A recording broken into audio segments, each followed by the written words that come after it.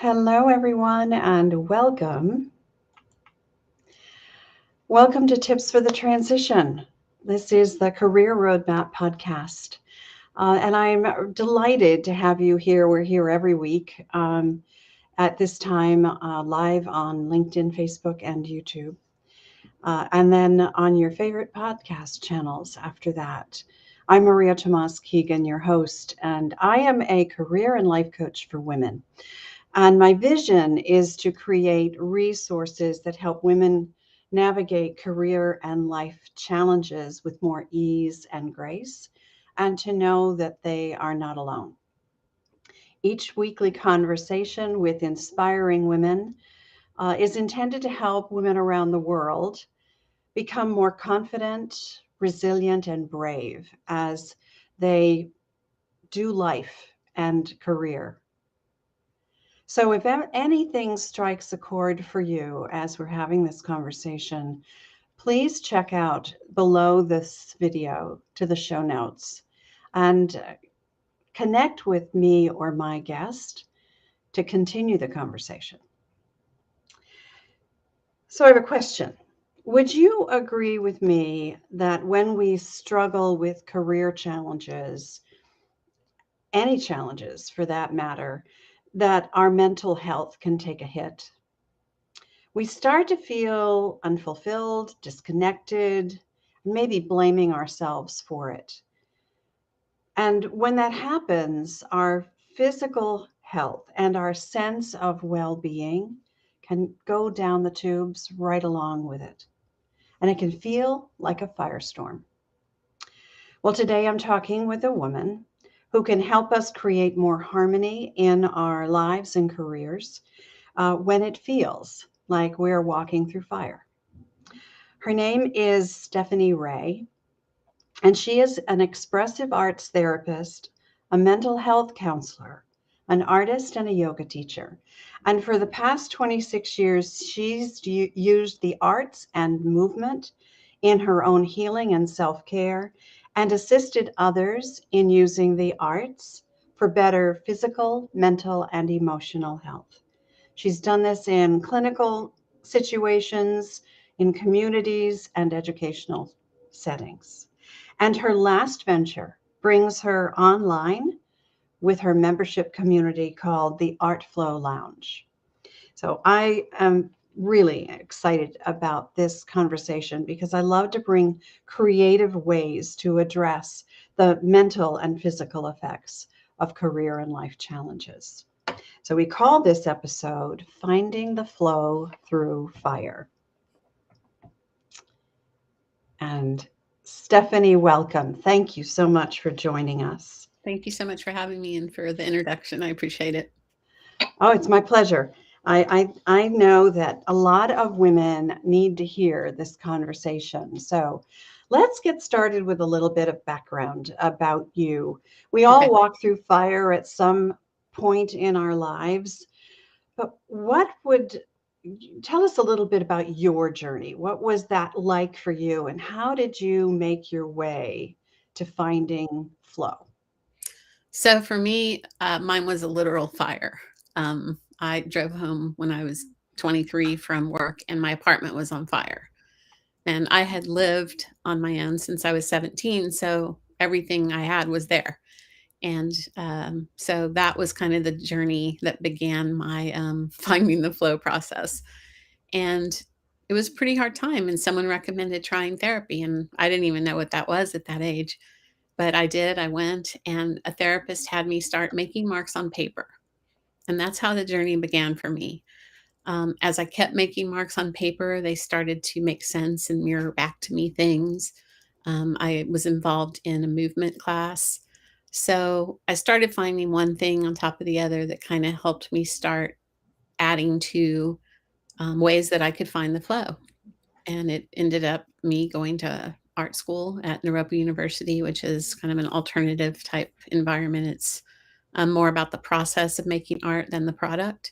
And that's always been my focus. Even though I am a professional artist, I have sold my work. My work, it comes from flow. So that is the journey. Of course, it's been long and there have been many fires to walk through. But these tools have been consistent for me. Not even tools; it's a way of life. And just I think the biggest things that I've learned in getting into flow are connection, community, and finding a sense of play. And I think that's what some of the expressive arts help us do. Thank you for sharing that. I can't imagine losing everything to a fire. That's one of the scariest things. Yes. But understanding and learning what can move you through it and beyond it is interesting. I'm always interested in hearing the different perspectives on the connection that you were talking about between our mind and our body. Mhm. So take us through what happens when we experience a career or life challenge.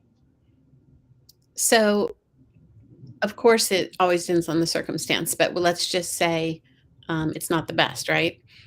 And even if it is the best, we can still have stress. So we have stress is stress, whether it's positive or negative. It affects our body. Our mind perceives it the same way. And we usually go into fight, flight, or freeze when we feel stress.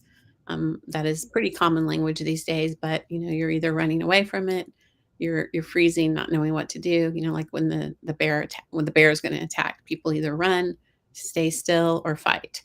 And that's kind of the response that our body goes into and our nervous system goes into.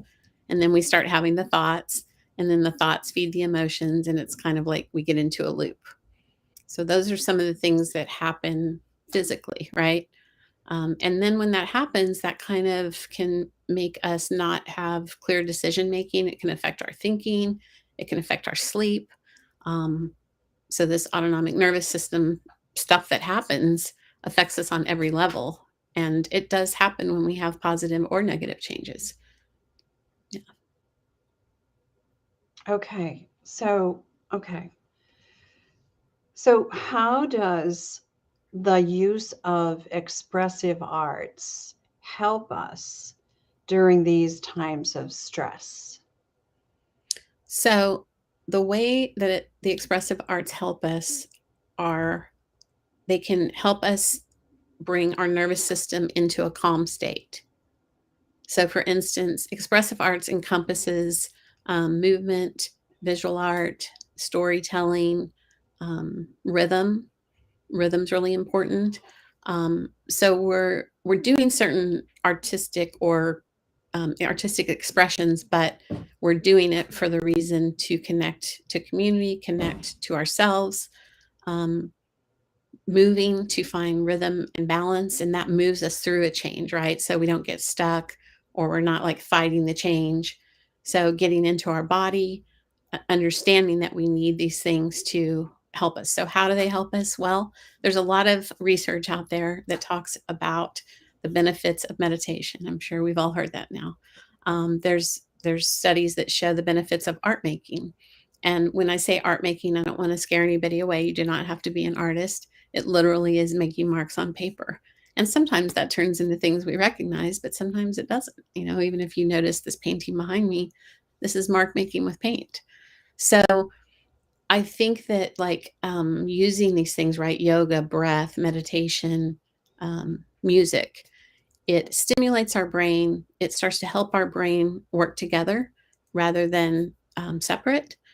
Our left and right hemispheres can come more into alignment. We're more in our body. We can ground when we're more in our body.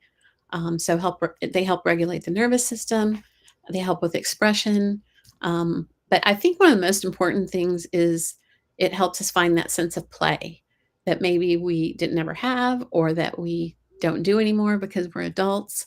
Because it's really hard not to have any fun or laugh when you put on a song and just start dancing to it in your living room, or when you put markers in two hands. We call it bilateral drawing, and you just are making circles on a paper. And if you go into it further, that helps connect both sides of the brain, and it's something that comes out of occupational therapy. But as those things go, we all adapt for our own work.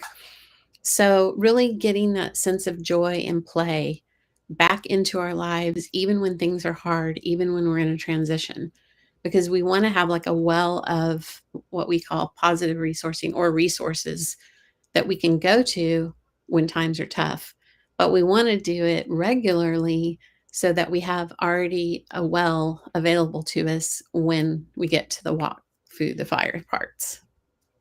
Yeah. Okay, so I love where this is going. Mhm. Let's talk a little bit about the kinds of things that people can do.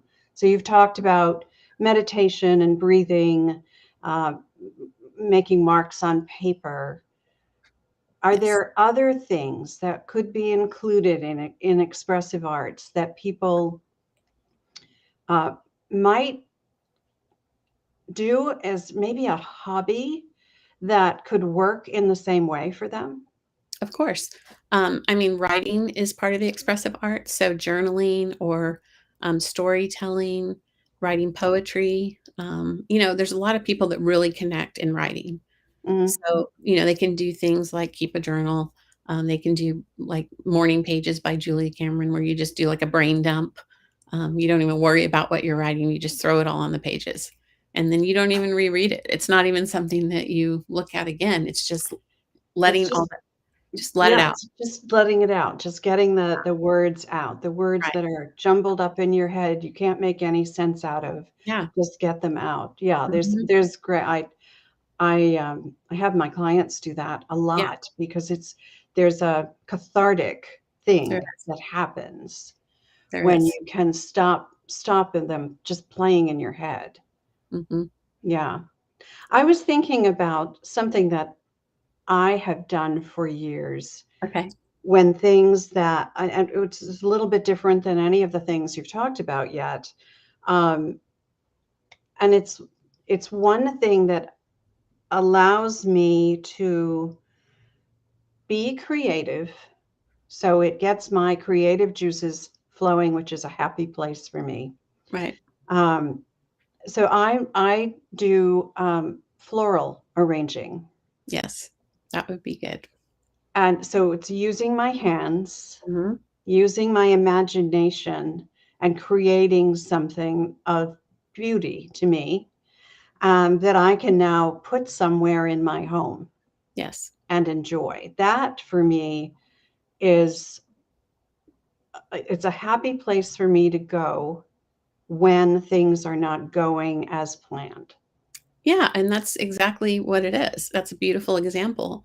Um, some of it, right, is the expression part, which is what I'm talking about a lot. But there's also something to be said for taking something that you can control, right? Like you can control what you're going to do with the flowers. And then, like you said, use your imagination. So, yeah, you're walking through that process. You're having a relationship with yourself and the thing that you're working with. Right. You have control over it. And then there's senses come into it, which is a really beautiful part of expressive arts. And the example that you gave, because you can smell the flowers and the flowers have color. And, nature and things like that are a beautiful example of getting into rhythm. We have seasons, we watch well, some Mhm. people do. I'm speaking generally. Of course, if you live in a city, that's a whole nother thing, but I'm going to generalize. Yeah. Finding the rhythm within the seasons and even within your daily walks, noticing, are there leaves on the ground? Oh, is that bud starting to come? So yeah, I love the flowers and the nature. You bring me back to that. Um, yeah, it doesn't have to be, it can be a hobby, it can be pottery. Some people love that, just feeling Mm. the clay on your hands.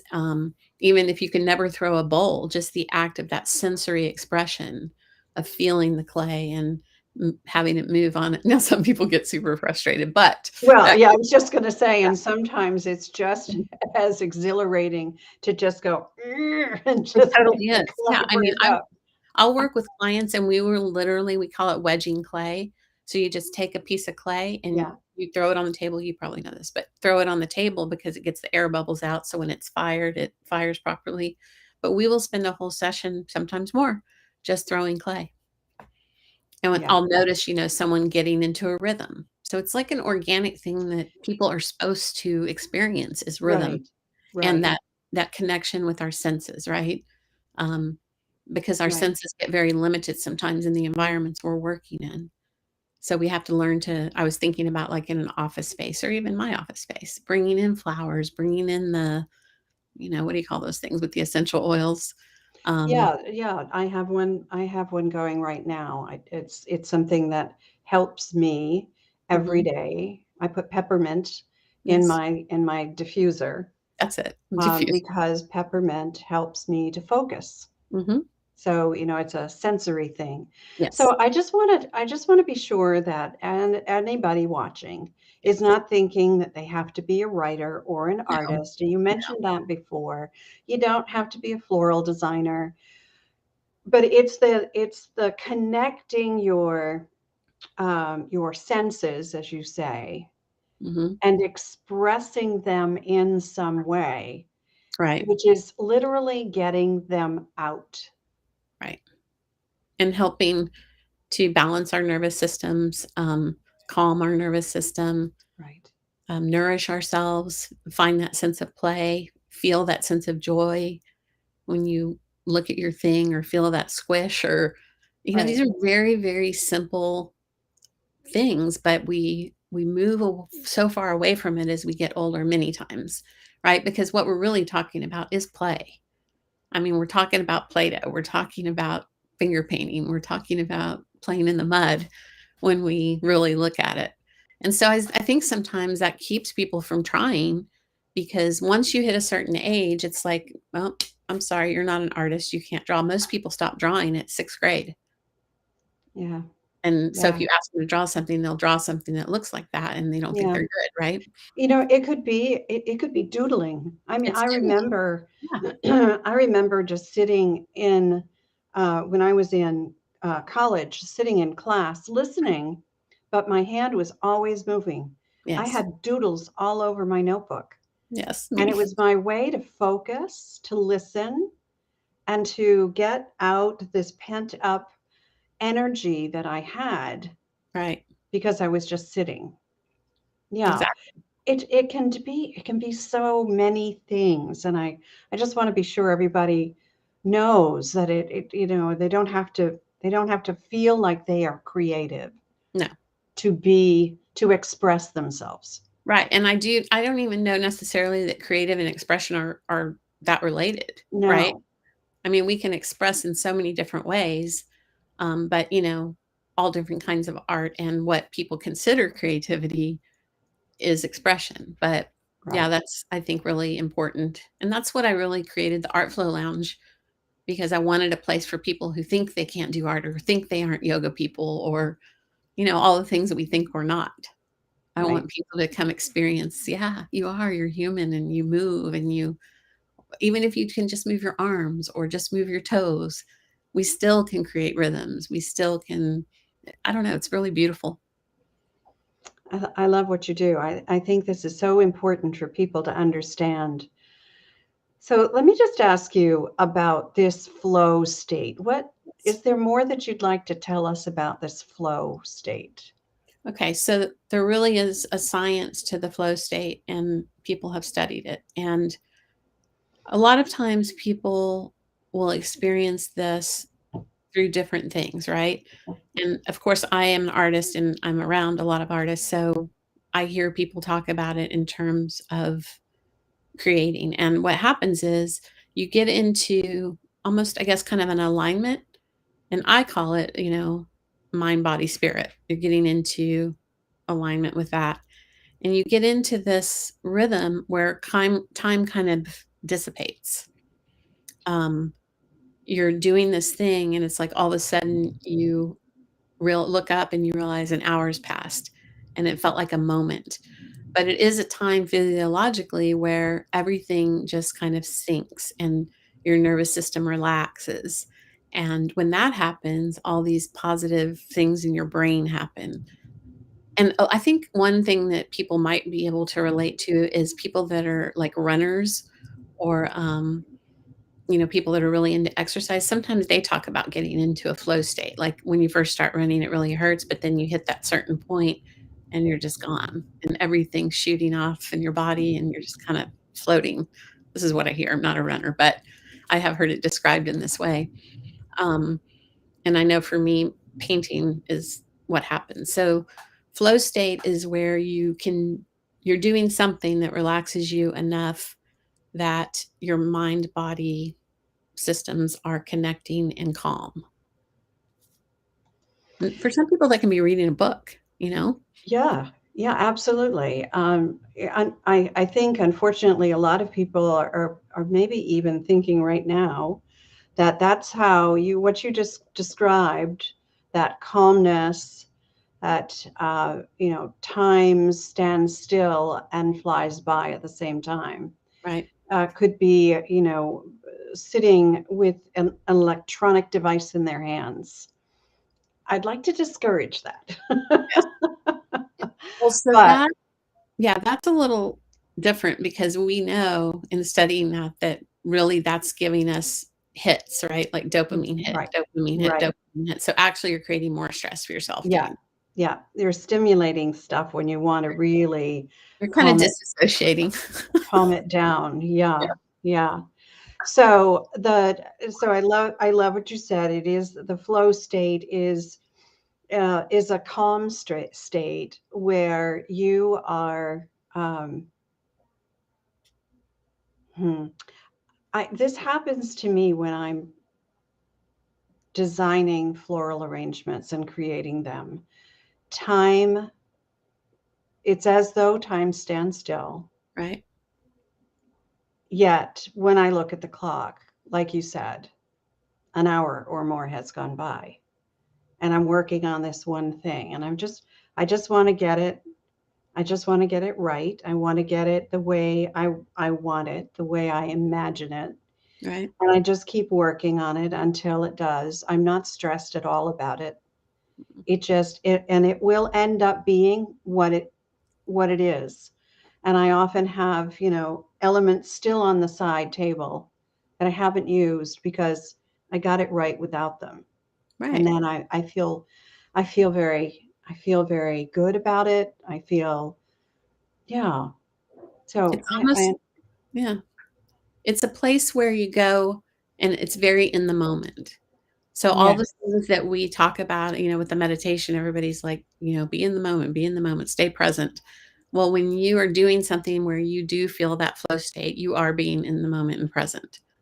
It is a right. time our brain doesn't ever stop, but I think when we do something to attain flow state, it is where our brain is most calm and all that chatter is diminished because we're completely focused on and you have to work into that. You might start your floral arrangement and I'm just going to pontificate here, be frustrated that you don't have purple flowers and you're like, I meant to get those purple flowers. I saw those purple flowers. So in the beginning it's happening, right? Like you're doing the things that we do when being human.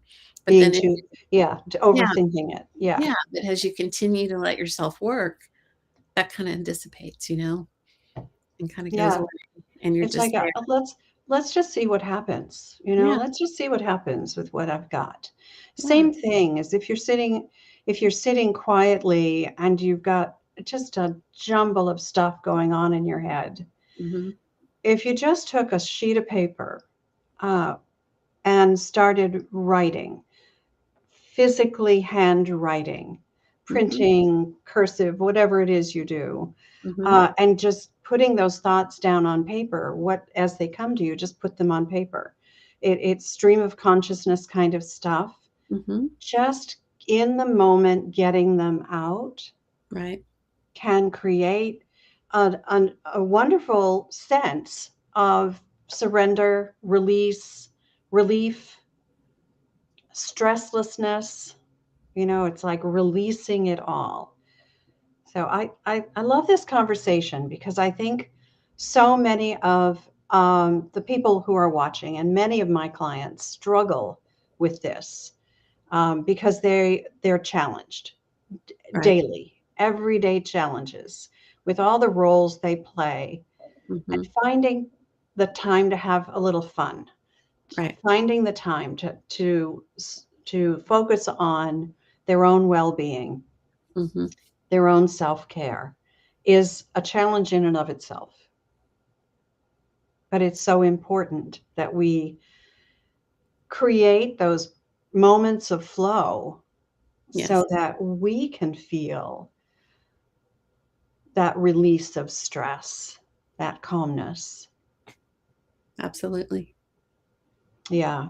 So I can imagine that getting into this flow state could help so many areas of our lives, including our relationships, right? Both personally and professionally. Right. Right? What do you have to say about that? Well, I have to say, I want to touch on something you said as well before Sure. that. One of the things that I really talk about and support is doing things like in a 1-inch square.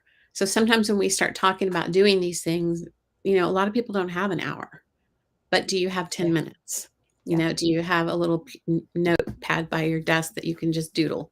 Can you turn on a song and go in the bathroom and dance real quick for a couple of minutes, Yeah. So really learning that it doesn't have to be these long periods of time, but knowing that when you are incorporating those 1-inch square times, when you do go to be in the longer period of time, you can access that state, I think, easier because you're already Mm. preparing yourself to go there. Yeah, I love that 1-inch square. That's a great way to put it. Yeah, it's from Anne Lamott, a book that she wrote. She always said, start with a 1-inch square. And I learned about it in like the 90s and it stayed with me and it's my thing. Yeah. Whenever I get overwhelmed, I'm like, start with a 1-inch square. That's all we have to do. And then I forgot the next part of the question. No, how getting into flow, into that calm state can help our relationships personally and Okay, thank professionally. you. Yeah. Okay, so my biggest thing that I think about and talk about and work with people on is, our relationship with ourself. And many times as women, we're doing all the roles and we get lost in all the roles. And so I think that finding these moments, these 1-inch square moments, whatever they are for you, gets us back into connection with ourselves, right? I also think that when we do that and connect with our loved ones or coworkers, we're coming from a more authentic place because we've given ourselves the space to be who we are through these activities. Because when we do things like this, we are coming back to a little bit of the inner child. We are coming back to who we were before we became all the things. Just our truth, expression, creativity, um, giving ourselves space, giving the frustration voices. Then we're not reacting, we're responding because we're coming into more of a calm place. Before we have that conversation, do a doodle, practice breathing in and breathing out for a few minutes. Really being conscientious about not just going through the motions, like I call it Groundhog Day. And I know that's been the experience of a lot of people over the last couple of years because of everything the world has been through. So it's taken even more energy and effort that way. But, my bottom line is that when you have a relationship with yourself, and it can be a good relationship or a better understood relationship, then it automatically transfers to our other relationships. The other thing that I think is really important about this is that one of the most powerful things, of course, is having a relationship with ourselves, but a lot of healing and finding flow and things like this happens in community. And community can be a lot of different things, right? It could be with your dog, it could be like with your flowers, but there is something about being in person with people doing some of these things sometimes. There's something really healing about that. That's why throughout the ages, you've seen people, drumming in circles and art and art making wasn't so separate from our lives, or dancing wasn't separate. Cultures had that as part of their culture. This is what they did. So I think that's something to remember, that we live in the United States. It can be very individual focused, right? It's different in different parts of the world, of course, and even different within, but generally our system is like, do it yourself, be on your own, don't ask for help. So I think if women are wanting to try some of these things or implement some of these things, it would be really great to recruit a friend or an aunt or even a child, because not everything has to be done in isolation. And true healing, I know we're not talking about doing deep work, but I think true healing really happens in community. And I think we're kind of seeing the effects of what losing our communities does through this pandemic. Yeah. I think that's so important, and I think you're so right. We have um, been forced, right, to lose our community, to lose our connections with people Yes. because we weren't able to connect the way we typically did. Right. So I think it's very important that we find ways to reconnect whenever we can. Yes. And here's the truth of it from my experience. It's so much easier when we don't try to do it alone. Yeah. When we find people who get us, who get what we're going through, who may be going through a similar thing, and we can commiserate and compare notes and help each other through it. It's so much easier. It's Yes. so much easier. Yeah. Absolutely. And I think you're right also that when we do these things to connect with ourselves, when we are able to express ourselves authentically in whatever way that works for you, then that relationship with ourselves gets stronger, and people can't help but notice that Right. because it just shines through. Like it or not, it just shines through, It does. Yeah. right? And Yeah. it affects the people around us. So if we are happier, if we are calmer, if we're less stressed, then we can model that, and it rubs off. It Yes. rubs off. We can't help it. We can't. It's a good place to be. It's a really good place to be. Okay, Stephanie, Mm-hmm. the last part of every episode we do on tips for the transition is to ask my guest what their best tips are, the practical strategies and tips Okay. that people can walk away with today. So my loyal viewers say this is their favorite part. So let's hear what your tips are. What's your first one? Okay. My first one is what we just talked about, and that is connection. So finding connection with yourself in some way. And I recommend it being in some of the things we talk about. Okay. And then the next, and within one is connection with other people. And if you can find a way to be with a person in real life, that is the best. Mm. That's tip number one. Okay, so the human connection, The right? human connection. The Yes. human connection. I connect with my fur babies all the time. It's helpful, but the conversations I have with those who care about me and I care about are the most fulfilling, the most satisfying. So I totally agree with you based on my own experience. I think that, and even if you can't connect face to face, even connecting for me, I through this pandemic, connecting with people I love through Zoom has been a godsend. It's been a Yeah. lifesaver. Right. So however you can connect. Yeah. Yes. Yes. All right. Tip number 2. Tip number two is to really engage your senses throughout the day. And, we tend to work, like I said, I'm calling it Groundhog Day.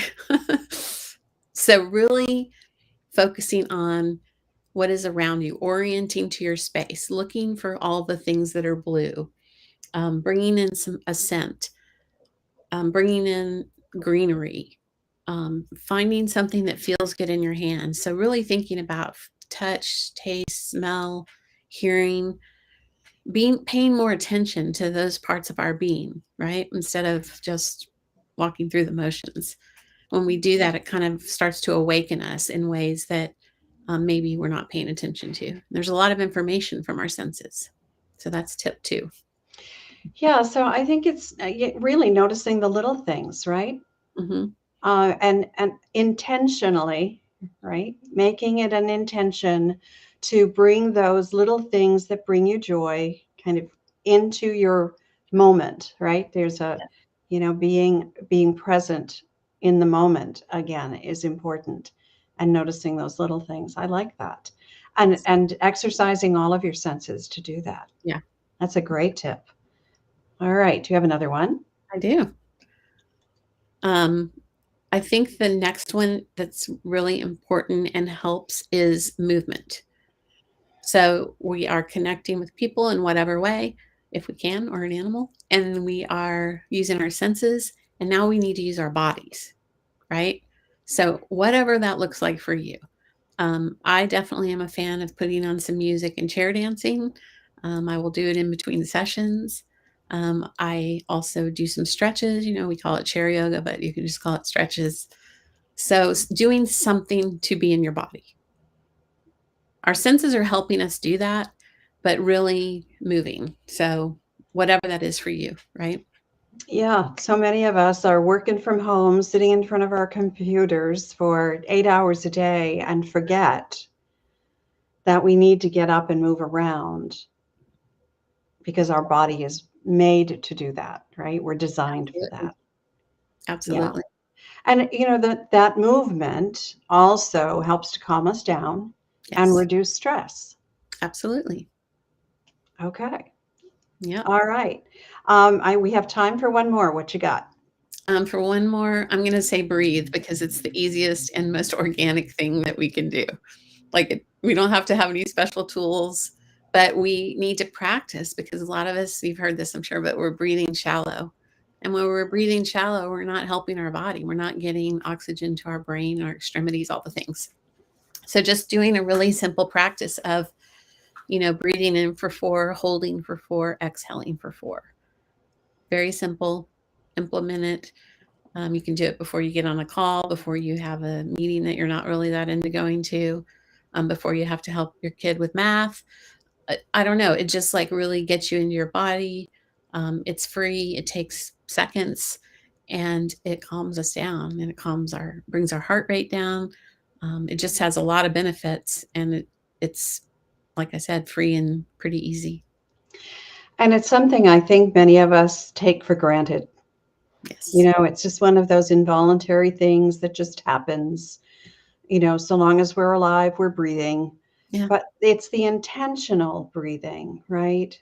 Right. It is taking the moment it takes to Right. do the 4 count, like you suggested. Breathe in for 4, hold it for 4, exhale for 4. There are so many techniques for breathing intentionally, but making it an intention and allowing it to help you. Yeah. Right. So as you breathe in, just breathe in all the good energy and breathe out all the stress. Right. Make an intention for what that breathing exercise is going to do for you in this moment. I love that. It's a great one to end on, because we all, I think, just go through the motions often during our day. So being intentional about how we express ourselves, allow us to be calm, release the stress, and breathe, connect with ourselves in different ways. Stephanie, I'm so glad that you were able to come on the show today, because I think I hope we've reminded our audience how important it is that expressing ourselves, that we have so much control really over the stressors we feel and how they affect us by taking some of your tips and some of your advice into practice. Thank you. Thanks so much for joining us today. Thank you for having me. It was Now, great. I know that many of our people watching are going to want to connect with you directly. So would you tell us the very best way to do that? Yes. So I have a special gift for people that want to connect with me too. And they can find it by going to www.artflowlounge.com. That's artflowlounge.com. And you'll be able to sign up for your free gift, and then you'll get all my contact information from that. That's perfect. Perfect. Thank you so much for that. The Art Flow Lounge. I Yeah, love the sound of that. That sounds like fun. it is. All right, Stephanie, again, thanks so much for being here. Thank you for having me. It was fun. And I want to thank everyone else for watching and listening. I really appreciate your being a part of this community.